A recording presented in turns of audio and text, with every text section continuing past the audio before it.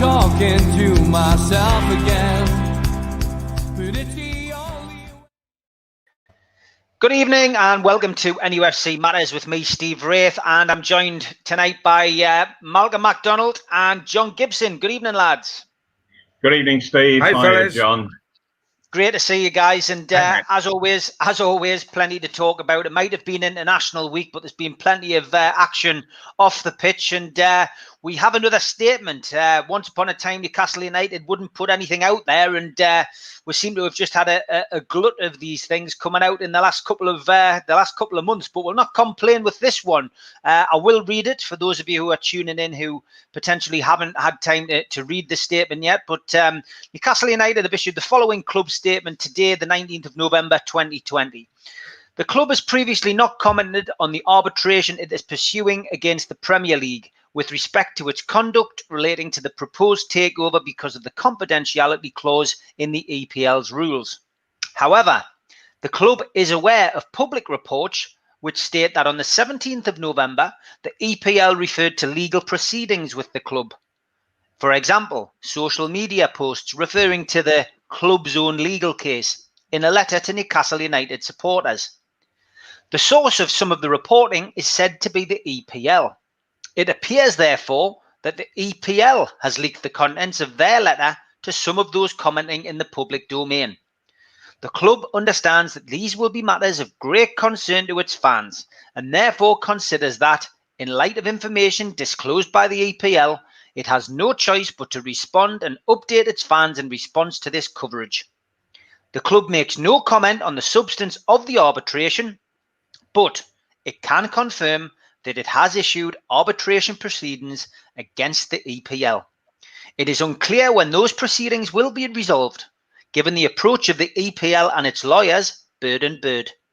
Nevertheless, the club will continue to use its best efforts to press for a fair, full and timely hearing of its claim. End of press statement. Wow, Malcolm. We have a little bit of movement, and it's a big bit of news that today from the club. How on earth has it got out in the public domain from the EPL? What are they doing? And it's quite extraordinary. They certainly, I don't think, have done it purposely.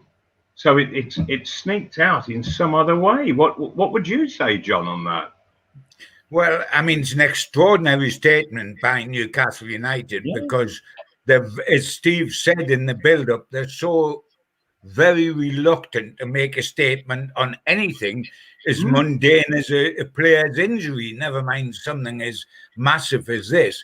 It is an extraordinary thing for them to do. I'm delighted that it has come out in the open because it gives genuine hope to starved fans. It is one of the few things that we have learnt concrete from any source regarding a Newcastle United takeover because of this confidentiality clause that had to be adhered to by the Saudis and Amanda and the Rubens, as well as Ashley and the Premier League. It's ironic, really, that the Premier League are now appearing to be on the back foot, wanting to drag on as long as possible the arbitration process because they don't want to be faced with the consequences of this, which would probably be a court case. When I think, Steve, if we'll go back originally to the statement made by the Premier League after this whole thing collapsed a little while back, they tried to put it out that they offered arbitration to the buyers and the buyers wouldn't have it. Now it would seem they don't want arbitration, Steve, from what we can glean from all this. Exactly. Yeah. I mean, look, there needs to be arbitration, and the Premier League need to get their finger out their proverbial backside and get this done, because if they don't get it done and if they delay, the question has to be from Newcastle fans is why? What are they doing? Why are they doing this? It's quite clear to me as a fan watching this develop that the top six don't want Newcastle United to be taken over by Saudi Arabia, because they'll be the biggest club in the UK and one, if not the biggest club in the world. And it's an absolute disgrace that the top six have got this kind of cartel power to stop Newcastle United becoming a major force. It's a disgrace. And what I want really from this is to see them have a new backside torn for them, because they deserve it. This is all going to come out. They won't want this to go to court, John, believe you me, because I really, really do think there is a lot of skeletons in the Premier League closet. And when I saw Richard Masters on TV the other week, he looked like a beaten man, and he's in the middle of this.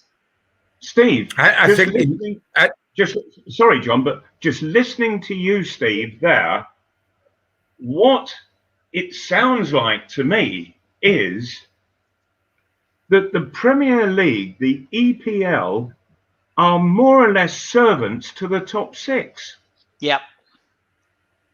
No doubt about it. And I think there's absolutely frightening.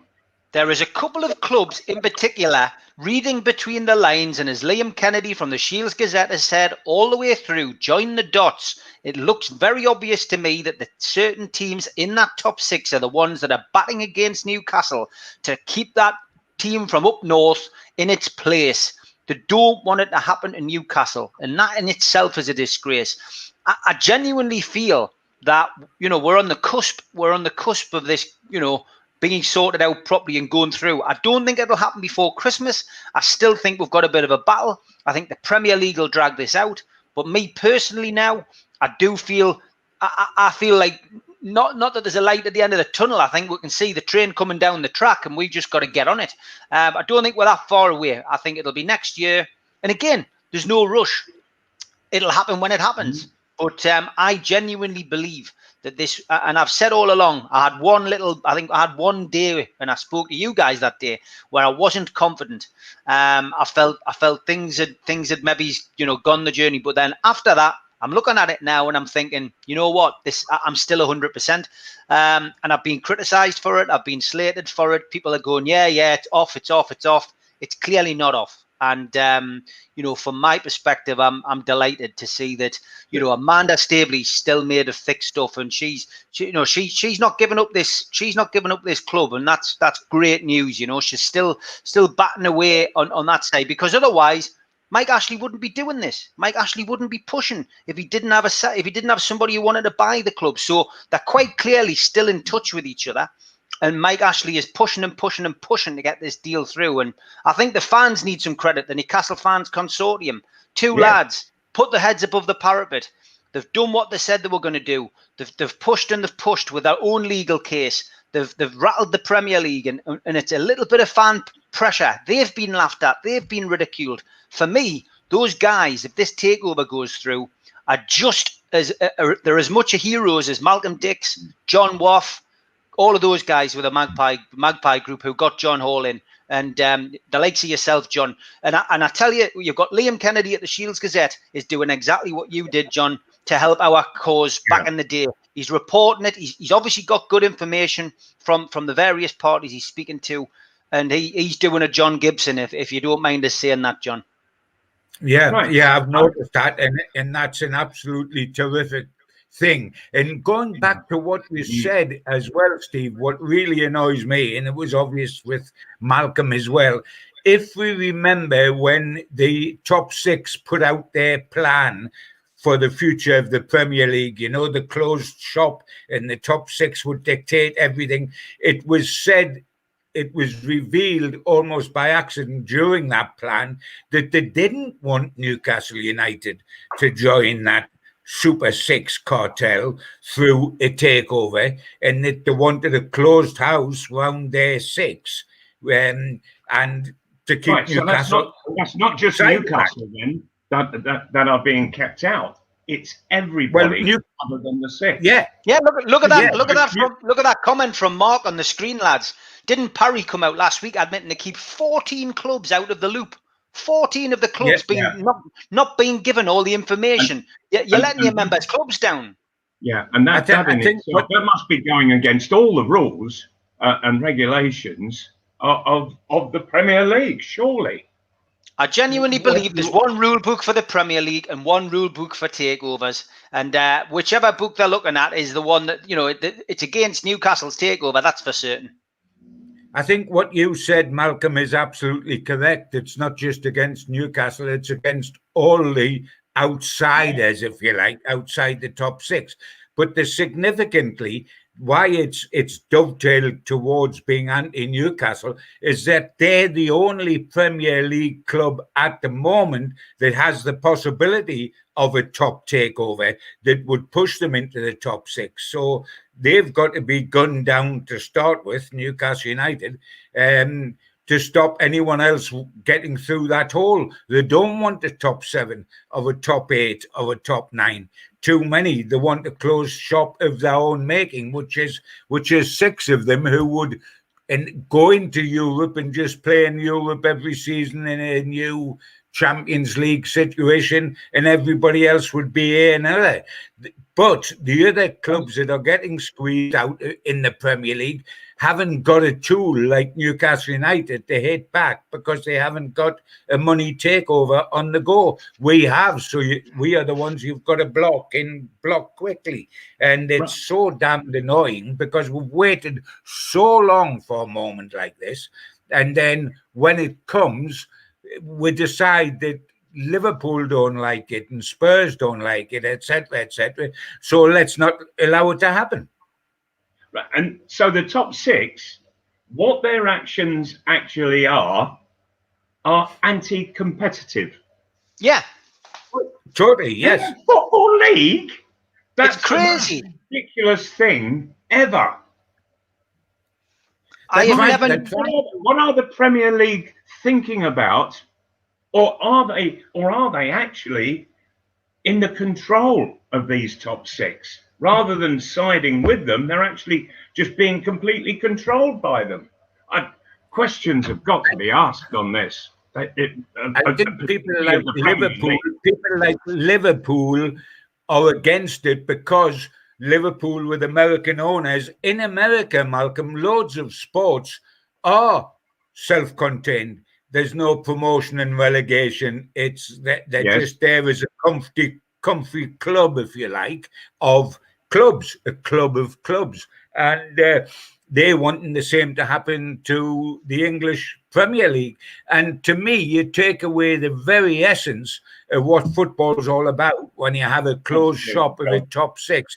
And you take away the dreams of every average football supporter in this country who has got a right to dream that his club can go to the top and win the title. If all this was allowed to happen, in theory, you would never get a Leicester City winning the Premier League, would you? Would not be allowed.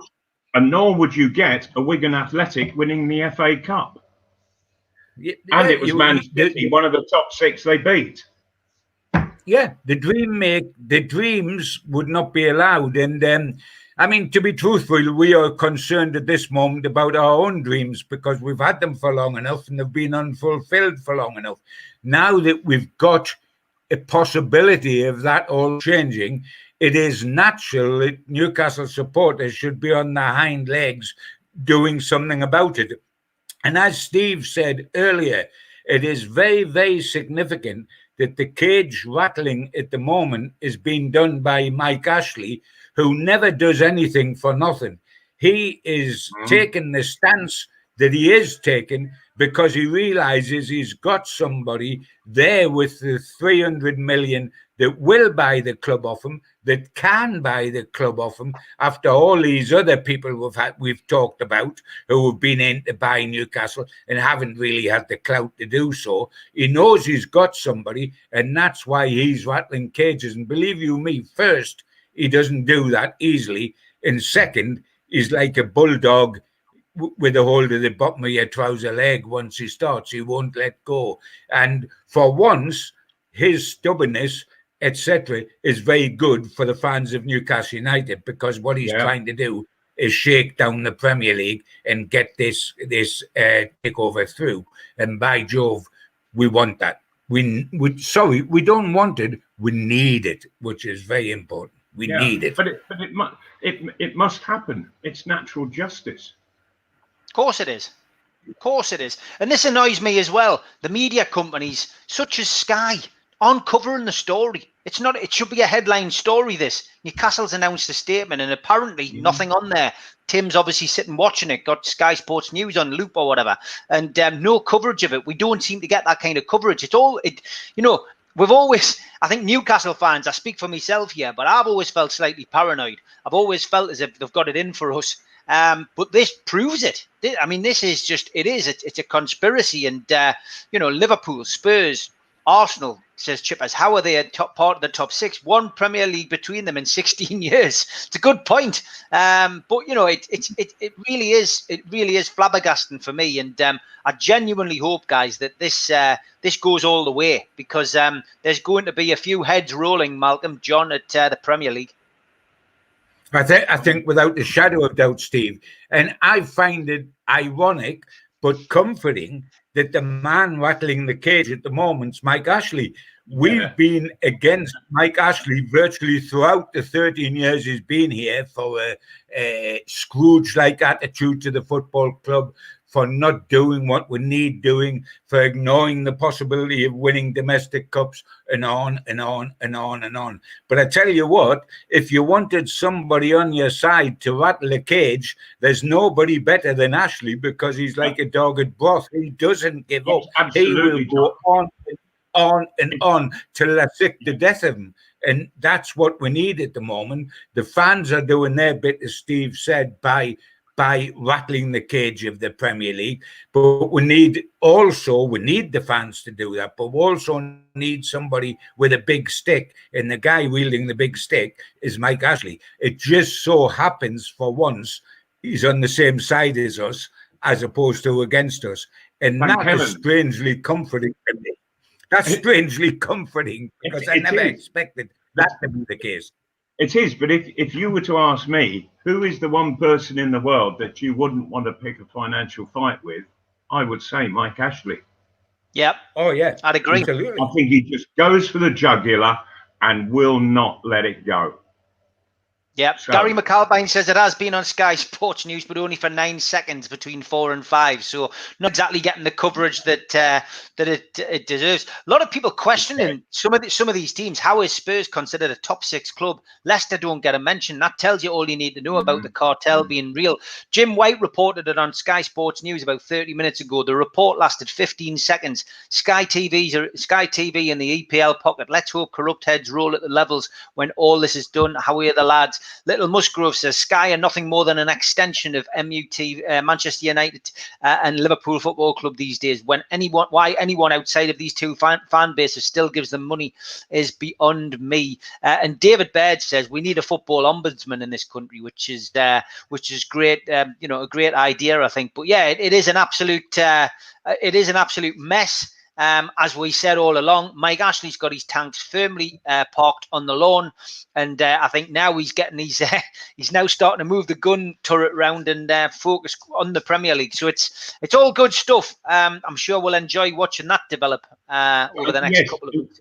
Right, and what we haven't done is look on the long term, because if the top six, along with the EPL, get away with this on Newcastle, they're not going to stop there. The next thing we'll find is that there won't be relegation and promotion from the Championship. And so it will just keep rolling on, and it will become an absolute closed shop, with the top six, though, deciding who the other 14 will be. Yeah, well, I mean, that's what I was saying. Of course they will. They'll decide who the other 14 will be. It is absolutely corrupt. Yeah. Absolutely, really absolutely. We can say goodbye to the days when Leicester City won the title and incidentally are currently top of the division now, not one of the famous six. It's Leicester City that are there. In the days of, weren't we all thrilled, even us Geordies who are certainly not Leicester City fans, but wasn't it comforting to us to see a club like Leicester City win the title a few years back? Because we say, if they can do it, why can't we? We are the same sort of club. We are bigger than Leicester City in terms of fan support, etc., etc. So we see something like Leicester happen, and that gives us hope that Newcastle United can walk through the same door. Take away everybody's dreams, and I don't see a point in playing football. Yep. Yeah. Okay. Let's talk a little. Let's talk a little bit about players. Couple of things in the news this week. Almiron, Malcolm, his agent, and we all know what agents like to do, stir the pot and obviously try and get a few quid for themselves if they can move their player on if they're not happy. But he's made a few noises this week to suggest that Almiron may want to move on because the style of football doesn't potentially suit him at Newcastle. The style of football in, when he plays for his national team, of course, is something which his agent is waxing lyrical about. So, from our perspective, what would you say? Would you say that's the agent causing a little bit of trouble, Malcolm, or would you say, do you think Almiron's unhappy? No, Almiron is certainly unhappy because, as far as I am aware, that he wasn't able to play in the second game that he's away for. And yet he could have returned to Newcastle and got himself all ready to play Chelsea on Saturday, but he hasn't done that. He stayed over there, and so it's highly unlikely that he'll be ready to play on Saturday. So I think it's Almiron's decision in the first place, and the agent is purely and simply reacting to the decision of his player. And let's face it, and no favours have been done Almiron at all. If you were to ask him, where do you play? I don't think he'd be able to answer it, or at least he could say where he played for other clubs. But for Newcastle, where do you play? What is your job? What is your function? What is your target? And I don't think he's got any answers to that because he's moved about, shifted around, and I don't think he's being channeled in any way as to how Steve Bruce wants him to play. And I see his face, because his face tells a million stories all the while. He's got wonderful expressions, and I honestly think that when he's out on the pitch, he is just almost in a little trance because I don't know what to do. I don't know where to go. I don't know how I'm supposed to play. I don't know what's important. And you can see him looking around with a dazed look on his face. That's no way for a footballer to be playing at a high level like the Premiership. You've got to know exactly what is expected of you.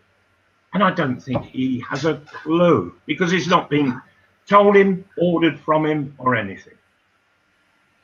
Yeah, what about you, John? I mean, Almiron definitely hasn't been playing with a smile on his face. Jason Carter and amongst other people have said that. He doesn't look happy, John. No, I think that's absolutely fair comment. I think it's a very worrying situation because, first of all, he's probably been used in the wrong position. He's been used as an orthodox midfield player when he's really a 10 or a wide player. All his good work is going to be in the final third of the field. Yet, if you remember, in the last game against Southampton, he was on the edge of our box, defending, lost the ball, they scored, and he got pelted on social media for that mistake.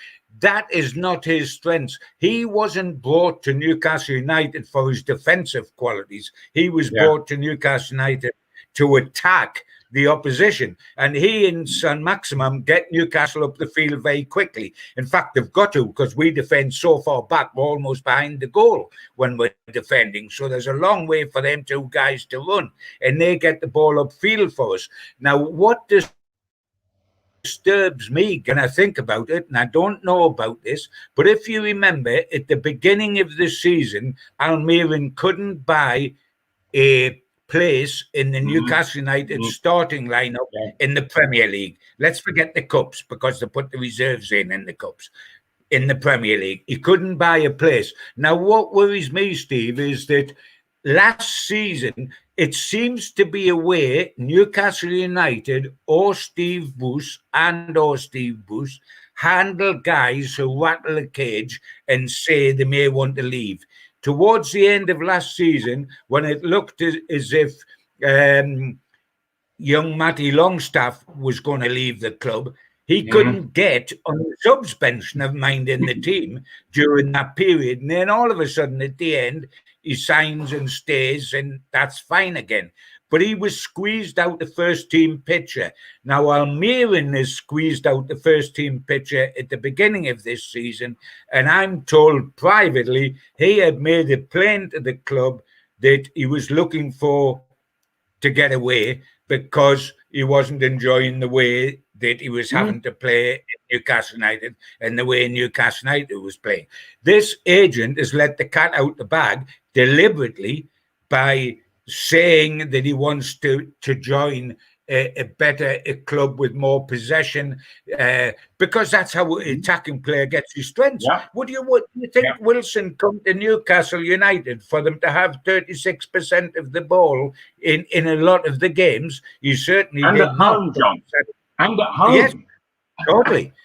And therefore, I think the Almiron situation is difficult. And yes, reading it, you've got to come to the conclusion that he didn't hurry back to Newcastle because that's the way life is at the moment. He stayed on to watch from the terraces his team play the other night, so he arrives back late. And the last time he did that, he was left out of the side by Steve Bruce, and that was Steve Bruce's reasoning afterwards. He come back so late. So his chances of playing on a Saturday lunchtime looks absolutely nil. Now, I'm not necessarily building this guy up to be the greatest thing we've ever seen, because a goals record of 4 Premier League goals and about 50 appearances is not good enough. But in this Newcastle side, it's desperately hard to score more. And in this side, he is very, very important because he gets the ball up the park. And only him and San Maximum do that. And I would suggest that both of them aren't that happy with what they're being asked to do tactically or position-wise at the moment. Because you look at San Maximum playing centre of the pitch rather than out wide, and he is not enjoying that. His body language, his form's dipped alarmingly, and his body language indicates that he being operating in traffic where he's got to be decisive and make his mind up quickly whether he goes left or right. On the wing, he's a very different guy. Almiron, I think, is the same way. And yeah, I've seen it. There's 2 things that flashed along the back of the screen. One is, by the way, if Almiron doesn't like the fact that Newcastle have so little possession, and by the way, none of us like that fact, then don't go to Atletico Madrid, because we saw the way they sorted out Liverpool in Europe, and that by just absorbing everything with a very good defense and hitting them. So he's only going to get a sophisticated version of us if he goes to Atletico Madrid. But I can see them wanting to go, and I can see Ashley, as long as he's in charge of this club and forgetting about the takeover for a moment, that if he can get any profit on 20 million, however small, he will sell. I would suggest. I'm not talking about Steve Bruce, I'm talking about Mike Ashley. Okay, another player mentioned today, Jetro Willems, keen to come back. John, the Chronicle carried that. I think it was yesterday. Again, it's something we've discussed on the show over the last couple of months. My view was really that, I would have him back tomorrow as long as he was, fit. I think he's a valuable player. I think you've just said it absolutely in one, Steve. If I could have a guarantee that the guy that rocked up here the day after tomorrow was the same Jethro Williams that rocked up here originally, I would snatch a hand off and have him now, because we're so vulnerable at left back. We've only got the kid Lewis still learning the game, has huge potential, but is still learning the game. We have got another left back because Paul Dummett, unfortunately, another hamstring again. I was talking to Malcolm off camera a bit earlier. He's reminding me more and more of David Craig with repeated hamstring problems. He hasn't played since January. He's gone down with another hamstring. We desperately need a left back either in the team or as cover. If I could get the original Jethro Williams, I would be absolutely delighted. I'm worried because when you get a serious injury, you're not necessarily the player you were ever again. And the great example of Newcastle buying somebody, and it was the wrong person, is when we bought Michael Owen. Newcastle United thought they were getting the Michael Owen that played for Liverpool when he was 18, and I was sitting in the stand in France when he scored against Argentina. We were getting one with injury problems that had lost a half yard of pace, and he wasn't the same guy. And I'm not talking about whether Williams could pass a medical, because that's a totally different thing, Malcolm, as you would know. You can pass a medical as being physically fit, yet have lost something on the pitch that you never get back. So my concern would be, are we getting the original Williams? If we are, take the hands off. But be careful, watch him playing, because he must be playing at some level, even if it's the reserves out there. Make certain that the guy you're getting is as close to the guy you had. If he is, grab him. But don't take him blindly on reputation. Absolutely right. The fella could play if he still can play, and in the manner that we first saw him, then fine, let's bring him in. But I would be, I'd be wary just to make sure that he was completely fit. You talked about Dummett, John. I mean, it's something we covered last season on the show. Soft tissue injuries. Stephen Parker's just mentioned it there. Too many soft tissue injuries for my liking. We do seem to be having a lot of injuries again, and it was something which I know Rafa had his share, but he seemed to have stopped all the daft little injuries, if you like. Major injuries happen; it's part of football. But he did seem to stop that, and that's a concern. And it's something that if you do your searching online and go to the other clubs that Bruce has been to, he does seem to have an issue with those kind of things. It is a problem that's recurring and is disturbing. I remember when we had the situation at Newcastle of looking round during the years of John Hall taking over and Kevin Keegan coming as manager, and the birth of the entertainers, if you like. And there was a guy called Steve Black who had been working with, who was a big Newcastle United fan, had been working with the Falcons at the rugby club, etc., and was terrific on soft tissue injuries and made a big, big difference.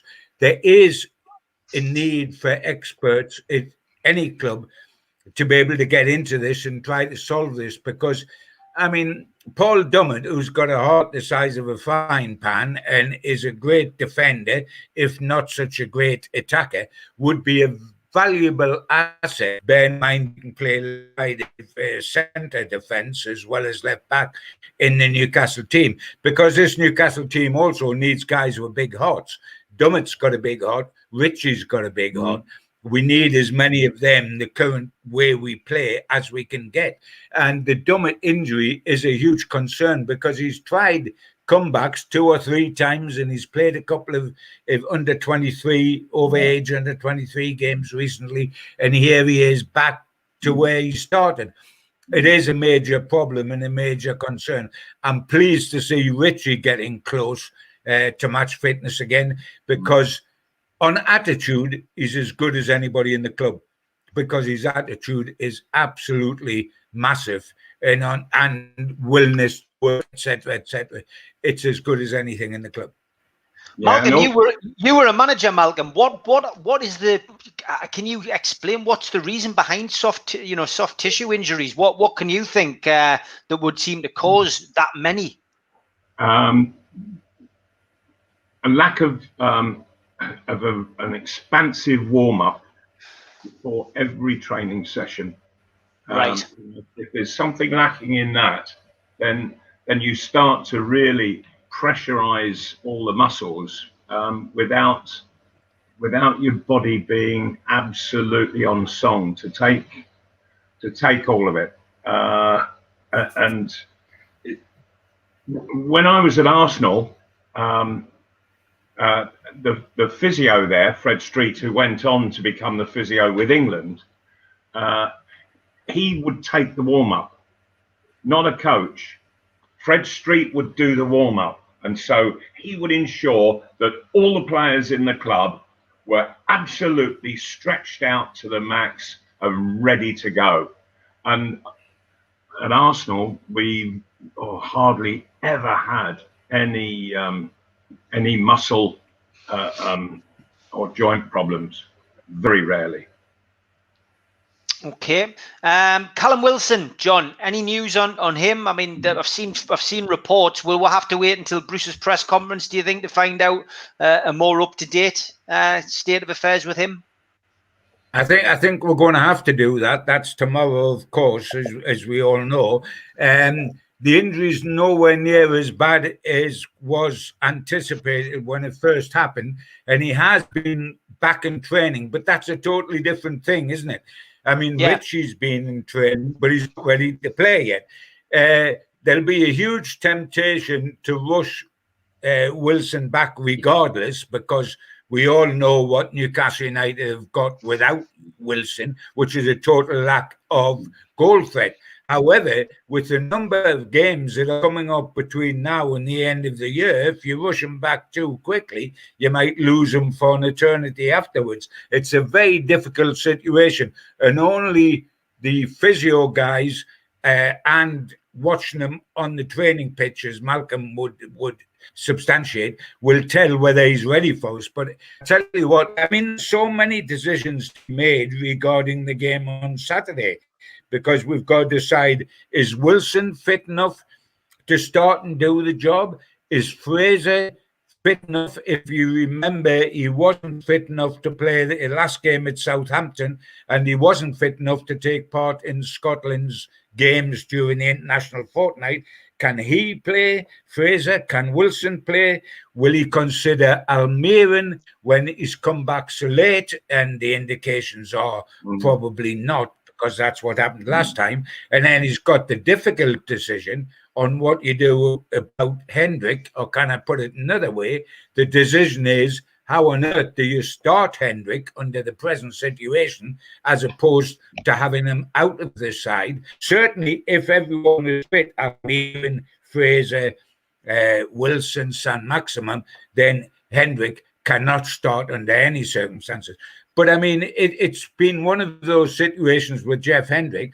It started badly and got worse, hasn't it? After West Ham game, when he scored, and we all thought, oh, well, you know, we thought he's a rank and file signing, but it has got worse and worse. And then he goes away with the international side, has a disaster against England, and then gets sent off in the next game, and so misses the third one.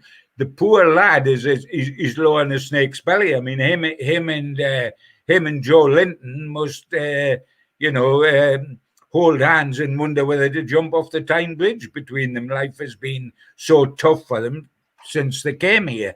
And I don't say that with any sort of glee, because you don't want it to be that way. You want Newcastle United signings to work. It hasn't worked for Hendrick. So there's a major decision there, Steve, to be made, as well as Wilson's fitness and Fraser's fitness and Almiron arriving late. What do you do with Hendrick? Yeah, a lot of people asking that, Malcolm. So the two questions to you, really: who would you play up front? Because I don't think Wilson will be fit for the weekend. And what do you do with Hendrick? And has he gone out to have a walk with the dog? I think he has. He's disappeared. He was still on my screen, but then he's disappeared. So he's done it again. He left John. me halfway through my last rant. He was still on my screen, but he must have been just in suspended animation. So, John, Dummett was interesting. I don't know whether you saw that. It came up on the screen about 2 minutes ago. Somebody actually said that it was Rafa Benitez's God. There we go. Remember when Dummett said the warm-up wasn't done properly under Bruce Await and Norwich, amateurish? That was interesting. I do remember that. I don't think has Dummett played since. I do remember him saying that now.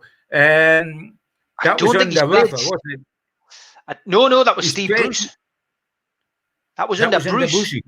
I think so, I yeah. think I'm so. Not certain that he has. It's so long ago since he was involved with this. I think it's back in January when he played his last first team game. He missed all the end of last season. If you remember, they took him out of the squad because he wasn't going to be able to play. And it's a great shame for the lad, obviously, because it's his career. But ironically, forgetting, we thought we had enough central defenders not to worry about him in that position. But I mean, I remember, no names, no pack drill, because that would be totally unfair. But I was speaking this week to a former Newcastle United star who was a star with us and is still a big fan of the club. And he was talking about the current side and his concerns for the current side, Steve. And he was making an interesting point that if Newcastle play three at the back, for example, the three they're playing at the moment at the back, which is Lascelles, Shaw and Fernandez, that in his opinion, both Dummett and Kieran Clark are better defenders than those three. And he's emphasizing the defensive part of the game, not stepping out from the back with the ball and sparking off attacks, that those two are better defenders than anybody in the back three. And I think that's an interesting point. And certainly when you think he covers those three, and he also covers the left back situation where we've only got young Lewis, we are very, very short there. Hence the clamour with a lot of fans to have Williams back, of course. Yep. Whilst we wait for Malcolm to come back, this happened at the same time last week. I wonder if he's got something going on at quarter. Well, I know it's absolutely frightening, isn't it? I mean, we'll probably know he's coming back when we hear the dog. 6:45. I think the dog does something at 6:45. I want to ask you a little bit about. Gareth Southgate. Obviously, the England result, the last couple of games, they haven't been great. His record is starting to look a lot worse than it did when he was the golden boy with the run to the semi-finals of the World Cup. So now we're seeing the inevitable tide turning in the national media. We haven't quite had Turnip Gate yet, but been a bit of criticism of Gareth Southgate. A lot of people, maybe saying maybe it's time for a change. John, what was your view on that? It's interesting. Yes, we have, because of course what this was all brought about by was the team put out and the result against Belgium, and of course we haven't qualified for the Nations Cup, and it's interesting because I knew Gareth Southgate as a player with England when Shearer was playing, etc., because I was travelling with him to all the big tournaments at the time, as well as doing the internationals in this country, and he was one of the central defenders. And then, of course, I knew him when he was managing just down the road at Middlesbrough. Now, as a guy, a nicer, more honourable, more upright guy, you couldn't get than Gareth Southgate. He would never, as a manager, be the type that Kevin Keegan was, the passionate, wear your heart on your sleeve, let's attack them sort of guy. He has a certain amount in his makeup of timidness that Steve Bruce has tactically in the way he sets up his side. I think one of the first things Southgate thinks about is not getting beat before he thinks about winning. Now, Steve Bruce would excuse that thinking with Newcastle by saying, I've got a limited squad of a limited ability open to me. You can't say that when you're the Englander, because you've got every English player in the Premier League and abroad available to you. But if you remember, I mean, Jack Grealish has absolutely had to almost batter the door down to get into the England side. One of the few outrageously creative players we've got. One of the few that's a Gaza-type influence who can turn a game because he does what's unusual as opposed to what's predictable. And I mean, he's been very reluctant, Southgate, to get Grealish in the side. And he's one in this last fortnight, he's the one shining light that's come out of the England situation, but it's almost by default that it's been allowed to happen in by bold team selection. Malcolm, we're just talking about Gareth Southgate. He seems to be getting a little bit of stick in recent games, and just wondered if you felt it was justified. I don't think he's getting enough. Okay. At international level, it is so important that you get a settled side who understand the level that they're playing at. And the game changes. Every time you move up a level, the game changes to a degree. It might not be obvious to the observer, but it certainly is obvious to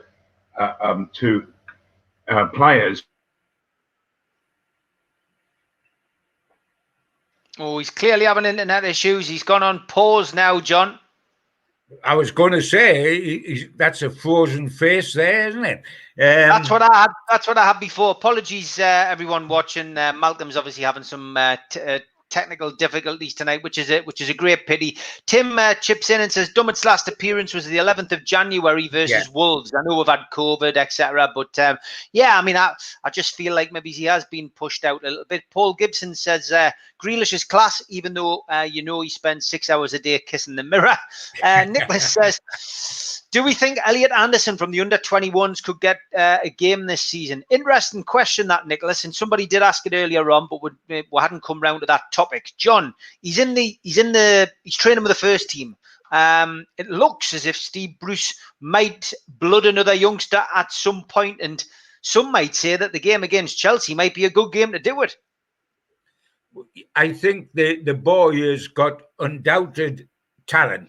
He is going to be a top player. It's just, when is that progression about to start? It's his age, a teenager, a boy. He was already, he skipped the under-23s the other night that went down to Bolton in the Mickey Mouse Cup. And he scored 2 goals to put us 2-0 up. Yes, we lost 3-2, but that was hardly his fault. And if you watch, Steve, the second goal he scored on YouTube, which you probably did see, I saw, a ball played through it inside right, a ball standing up from goalkeeper coming out hell for leather to him, and he flicked it with outside of his boot over the keeper into the net and turned away. That was sheer class. That is not a fluke. That can't be bought. You've either got it or you haven't got it. And I think the kid is going to be a star. We don't want to kill him by hailing him as the next Gascoigne before he starts or something of that nature, because that is the kiss of death to any kid. But I would expect him to be in the squad against Chelsea. Either, if I know Steve Bruce, he might be reluctant to start him against Chelsea, because he tends to do that. But he might well get on against Chelsea. And between now and the end of the season, bearing in mind that we're not at Christmas yet, he is bound to be, fingers crossed on injuries, he's bound to be blooded at some time. This kid's got a real chance, a good hope. We've got to make certain that he develops that ability in the black and white shirt and isn't somehow spirited away to one of the bigger clubs, because all these clubs, they scout the under-23 games looking for talent they can get on the cheap, bring into the club and then develop them. It doesn't matter about you getting a fee for the next step of the transfer. That is no good to Newcastle. That only benefits Newcastle with the bankman. It doesn't benefit us on the pitch. So we've got to guard against that as well, Steve. Yes, we certainly do. No sign of Malcolm coming back on this occasion. So I think what we'll do is we'll look ahead to the Chelsea game at the weekend, and let's see what John makes of it and what his prediction is going to be. So the game kicks off at 12:30, and it's on BT Sports this week. So it's another early kickoff, which apparently Frank Lampard is complaining about already. The visitors have just won one of their last 7 Premier League visits to St James's Park. Team news, or early team news before Bruce's press conference tomorrow: John Joe Shelby, Martin Dubravka and Dwight Gale all still out. And of course, Paul Dummett, as John mentioned earlier, back on the sick list with another injury. News is awaited still on the severity of the hamstring issues reported by Ryan Fraser and Callum Wilson. But there is optimism around the corridors of St James's Park that Wilson could feature. Matt Ritchie, of course, as well, that John mentioned, has returned to training. Despite missing Tuesday's international due to suspension, Miguel Almiron did remain in Paraguay until after that game, rather than returning to the UK. From Chelsea's point of view, Christian Pulisic and Kai Havertz are both predicted to miss out due to the fitness concerns, while Thiago Silva may be held back for the Champions League fixture against Rennes next Tuesday. There is optimism at Stamford Bridge that Ben Chilwell will be available after recovering from a back problem, which of course he got whilst he was playing for England. Referee at the weekend is Craig Pawson. And on VAR, Simon Hooper. That's unless Newcastle want to complain to the Premier League like Liverpool did and get the VAR referee changed, because that's what the top 6 do. But yeah, John, it's an interesting game. I mean, usually Newcastle against Chelsea at St James's, and it's usually a game which we do quite well in. Yeah, we do. We've got a terrific record against Chelsea. And if you remember, we won last season with a goal from Isaac Hayden in something like the 94th minute. We beat Chelsea under Lampard last season. And our record against them is terrific. But I don't think that is any help to Newcastle whatsoever come just after noon on Saturday. If you remember recently, Mourinho come to Newcastle with a very bad record at Newcastle in the Premier League. His sides, he'd never beat Newcastle in the Premier League. And ironically, that bad run started with Chelsea, which is the run we've been talking about, where Chelsea couldn't buy. But this season, they tucked up Newcastle quite easily. And I think the same applies here. What concerns me more than clinging to a bit of flotsam like we always do well against Chelsea is how well Chelsea have done recently. They have done magnificently well. I think it's 4 or 5 wins on the bounce. And the interesting thing was that if there is us and them in the Premier League in terms of spending money in the transfer market, then this is a huge example of it. We concern ourselves about, is Joe Linton, the record signing of 40 million, has he justified that? No. The record signing before that, Almiron at 20 million, has that been justified? This Chelsea side club spent £253 million in the last transfer window alone, which is a Premier League record. That's how much Abramovich backed Lampard having in the transfer market. And the interesting thing is that we know only too well with Joe Linton and Muto and a million other signings we've made that have not worked. The interesting thing is they seem to be working, Steve, for Chelsea. They've gelled very, very quickly, the new signings, and they're getting good results. I think this is going to be a massive test for Newcastle United. But above all, Steve, it's going to be a massive test for Steve Bruce. How does he approach this game? Having had the performance at Southampton, which we could almost have guaranteed after the decent performance against Everton, because every time there is a decent performance, Newcastle United follow it up with a belly flop. If you remember right at the start of the season, we beat West Ham and then we'll belly flop at home to Brighton. So after Everton, we were going to belly flop again. We were so timid down there. We had so little of the ball. We defended so deep. We never really put any pressure on their goal. What is going to be his team selection to play Chelsea? And is he going to sit on the edge of our 18-yard line again and try to defend for an hour and a half and nick something on a break? And that worked, he could say, down at Spurs when we got a 1-1, but it was a 97th-minute penalty when we should have been 7 down. And it worked at Wolves when we got a 1-1 with a direct free kick 2 minutes from time. But we can't continue to keep doing that. And I think this is going to not just be a test of Newcastle, but a test of Steve Bruce with team selection, with tactics, and without how brave he dares to be. Okay, prediction, John?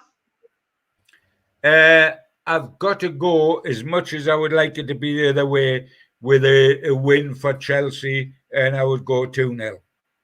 Okay, Malcolm, we're just talking about the game at the weekend. So, just sum it up, what you're expecting at the weekend, who you would play up front, and, what your prediction is. Well, the current form of Chelsea, and I have been hugely, hugely impressed by them. And I think Frank Lampard is doing a stunning job there. I think that this game comes at the perfect time for Steve Bruce, because he can use all the internationals as his excuse. So many players away, they're coming back injured, and oh dear, woe is me. But of course, everybody else has suffered in pretty much the same way, to include Chelsea. But and so I really, really do not have any confidence whatsoever this coming week. If Newcastle United and all of the players there and the coaching staff and the management, if you can prove me wrong, please do. I'd love you to prove me wrong. And I can't see it somehow. No, me neither. Big shout out to newworkwear.com, specialists in the supply and branding of clothing for the workplace, who've sponsored the StreamYard application for this month. Thanks for that, guys. And qtechshop.co.uk, who have also sponsored us for the last few months over the lockdown period, maker of pool tables and snooker tables in Wallsend, Newcastle. Happy birthday to Wayne Quinn today.